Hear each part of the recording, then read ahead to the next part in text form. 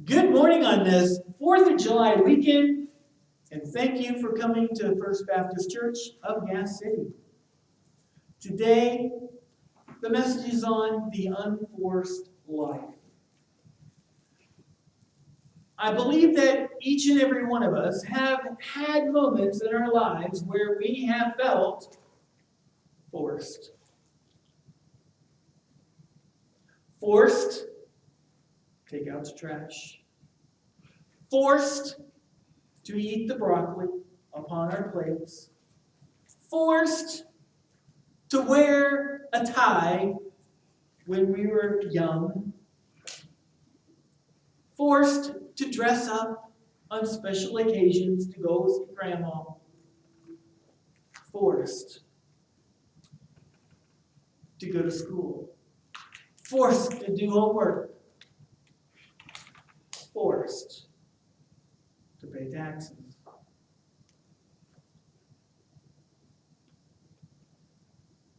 And have all those moments. Oh, I forgot. Forced to go to church. It happens. And are we always happy about when we're forced? Whenever we feel forced to do anything, are we happy? Not a bit. Do we tolerate it at times?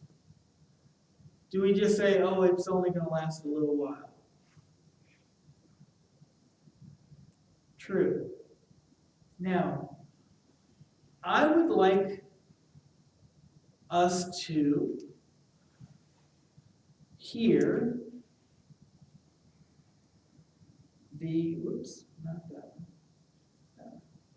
hear the first portion of the Declaration of Independence. To consider how our founding fathers and mothers felt about their forced exchange in relationships with their mother country, England. The Continental Congress got together and they agreed and they adopted on July 4th, 1776.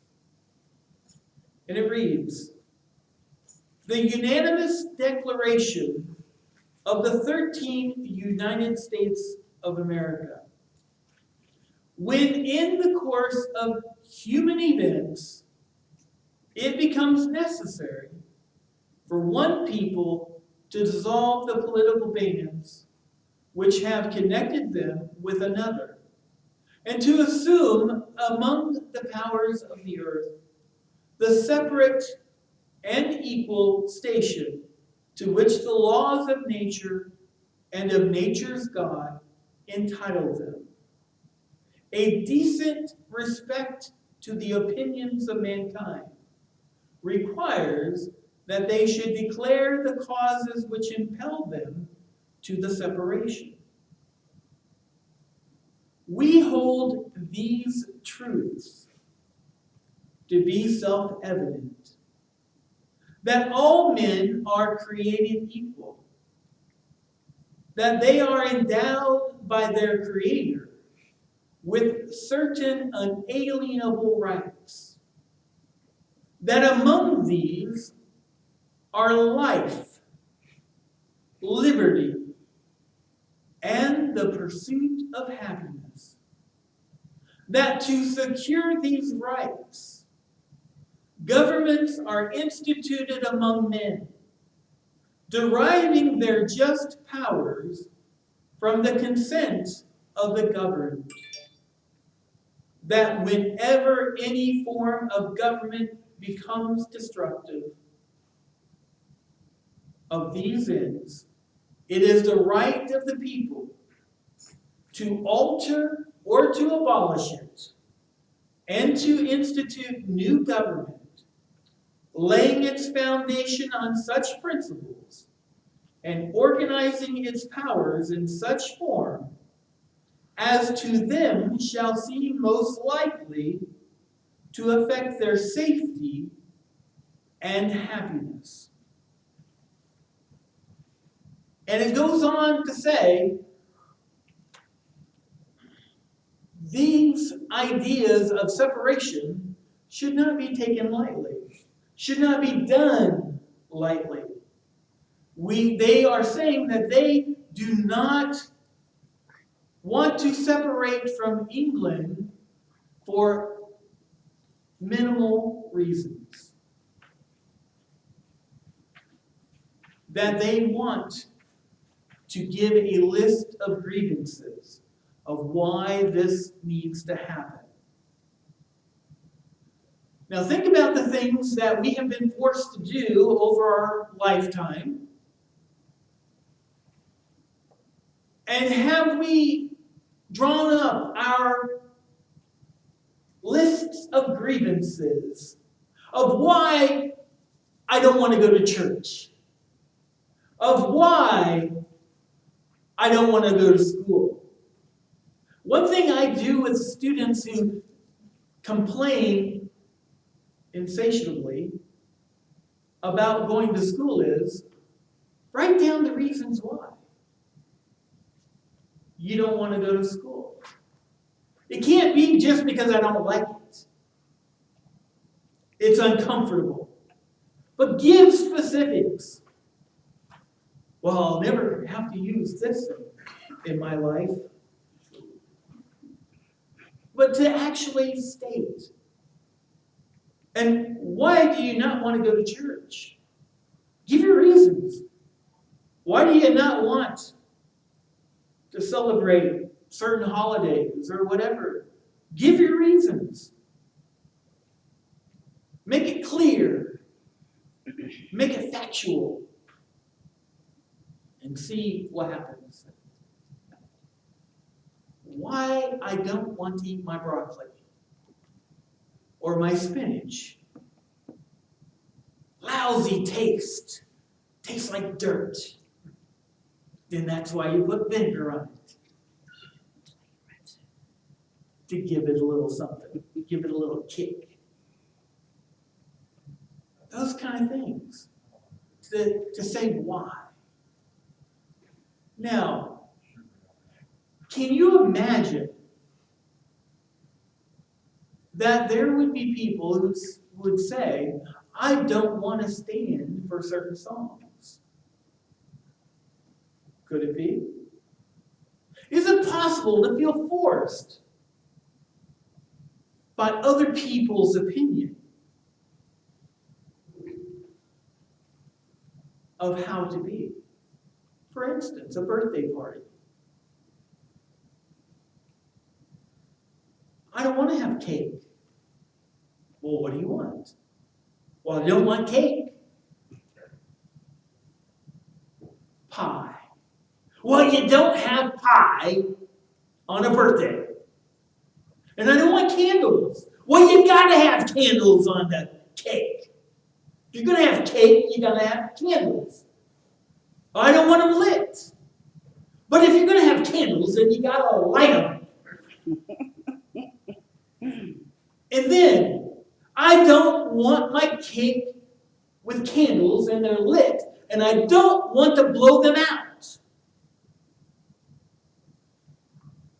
But you gotta blow them out. You gotta make a wish. Have you ever felt forced to celebrate your birthday? You know, it's terrible. When you get to a certain age, when you get past 50, the BTUs go up. And there's the potential of burning down the kitchen. And then, now with the COVID-19 in existence, I don't think you want me blowing out the candles and then sharing the cake. Do you? Because you never know what's going to be blown with the air onto the cake.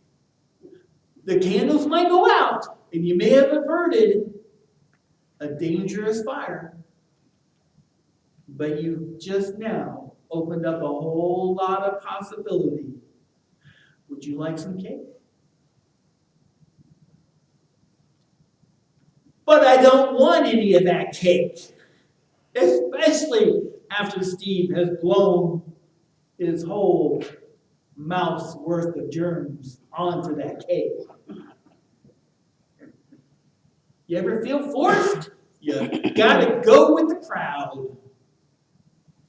Now think about this. There are a lot of things in life we may feel forced to do, and we go ahead and do it because we tolerate it.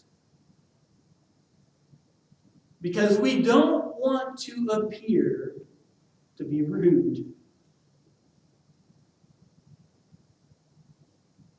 But sometimes we need to live an unforced life. And actually, that's what Jesus wants us to live. A life that is unforced. Like when the offering plate goes through, do you feel forced to give? Or do you feel an unforced sense of privilege? And how about taxes? Do you see them as being forced upon you, forced upon us, or do you see them as opportunity to be part of something bigger than we could do ourselves?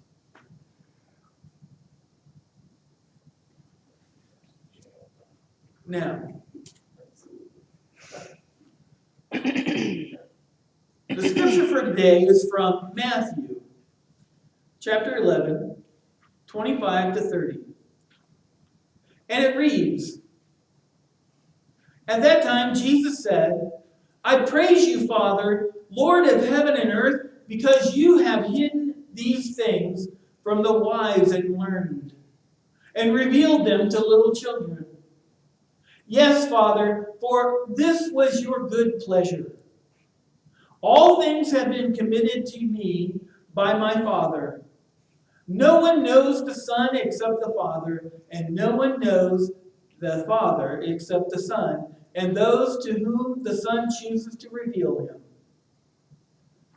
Come to me, all you who are weary and burdened, and I will give you rest. Take my yoke upon you and learn from me, for I am gentle and humble in heart, and you will find rest for your souls. For my yoke is easy and my burden is light." Now, when Jesus spoke these words, he was in the midst of Pharisees and other religious leaders who forced people to follow certain rules in order to be considered righteous, to be right in the eyes of God. That you must live a certain way, you must do exactly as they say in order to be seen as right in God's eyes. You ever feel that way? That people have said, and you've been taught all your life, that you should act a certain way. You must kneel when you pray. You must close your hands when you pray. You must pray before this. You must pray before that. You must say it out loud. You must keep it quiet. You must. And too much must is mustiness. And that doesn't smell very good. That's not how we want to live our lives. A life of mustiness, of must, I must do this, I must do that. When Jesus says it's not to be forced. Religion is not to be forced on people. Because Jesus said, whom he reveals to. There are no special formulas to get it all right. Except allow God to do what God does.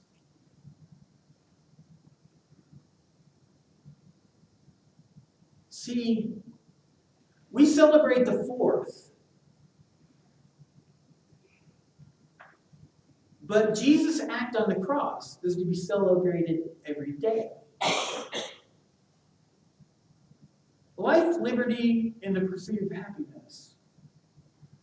Everything we do should be a flow to it,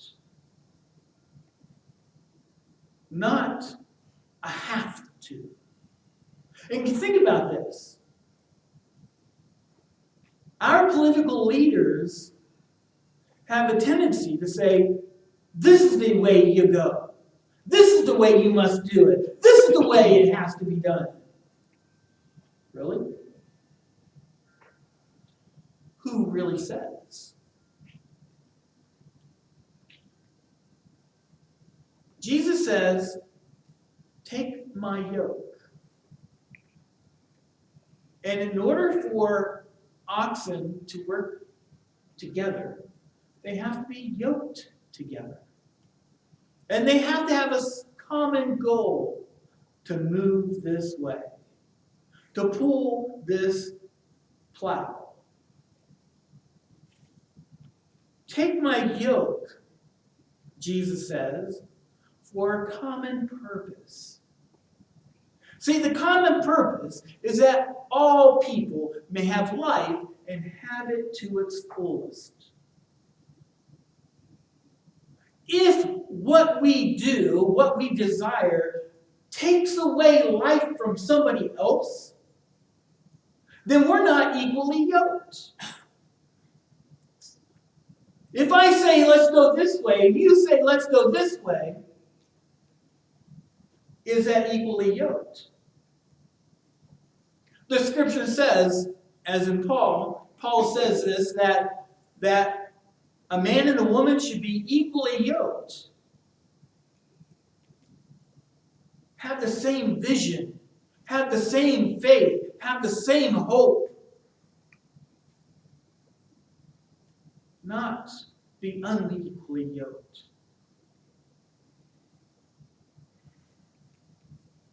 Christ calls us to be equally yoked in love, in forgiveness, in mercy, in compassion. He says his yoke is easy and his burden is light.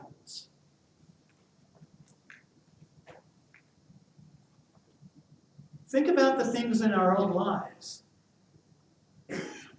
What are we burdened with? What's burdening us? Are we feeling forced to do things that we don't believe in or we don't feel comfortable with?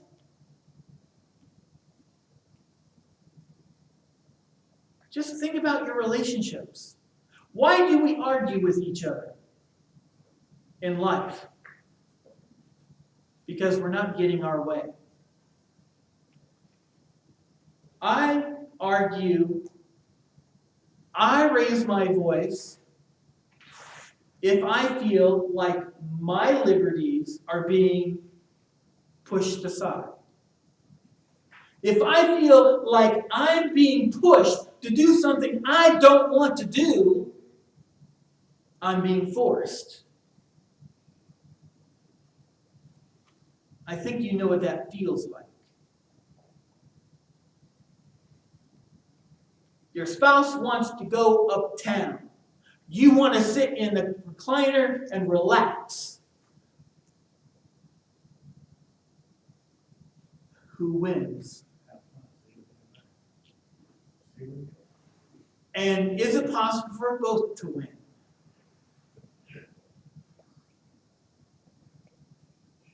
Okay, if you want to go uptown, you go uptown.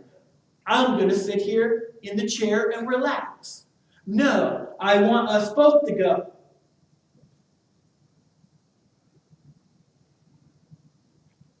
My burdens are light.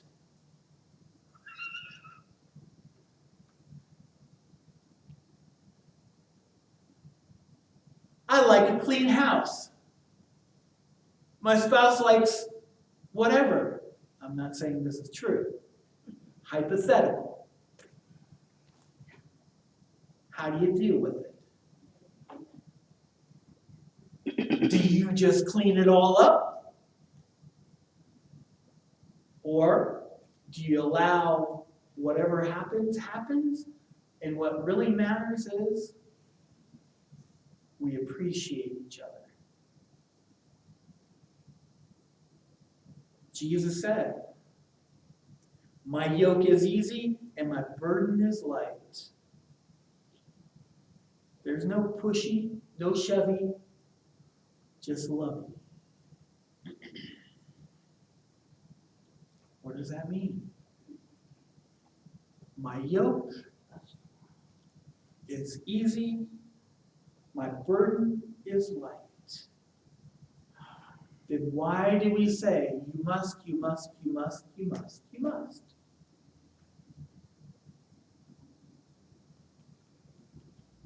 I like to say, in giving, if you believe that God is at work in the midst, then you give.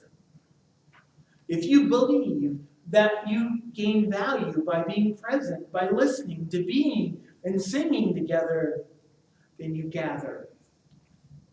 If you choose not, God be with you. There is no must. There is no you ought to. There is no you shall. There is opportunity to choose to be yoked together or not to be. And you can think of other interpersonal relationships with anybody that you have desires, you have wants, you have what you believe to be true. And other people have what they believe, what they want, what they desire to be true. How do we function with that? When it's light and easy, unforced. Allow people to be who they are, as long as it doesn't infringe upon yours. Just like people like to fire off their rockets and so forth. We, who want to sleep at a decent hour, are forced to hear the shebang and bang and whang and whatever is going on. Is that love? Is that kind? Is that considerate? To be forced to do things just because you believe it, or I believe it, is that love? When we celebrate Holy Communion, you have a choice. You don't have to, but you choose to. And if we are light and easy people, we do not judge you. If you do, if you don't. We allow God to do the heavy lifting. And we love as He calls us to love. That might sound like laissez-faire, but it's not. Because there are parameters. The yoke does constrict in some way, but it's light. We have the same purpose. We seek the good of all, not just some. That's the good news. God so loved the world that he gave his only Son, that whosoever believeth in him may have life and have it to its fullest, to have it eternally. It's not forced. It's unforced. Just like the woman caught in the midst of adultery, he did not force her. They forced her to kneel before the master. And they expected punishment. They wanted him to force her to submit. He said, no accusers, no judgment. Go and sin no more. Choice. Freedom. Don't do it. Isn't that a lot better than being forced? Jesus is about freedom. Our nation, our documents talk of freedom.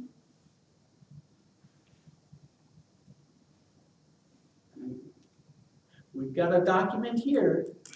We've got a document here.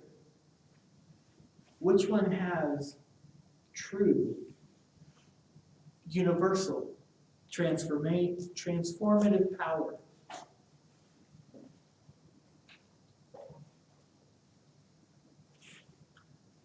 I say choose Christ. Choose freedom. And all these other freedoms will be there. It's your choice, not forced. In Jesus' name.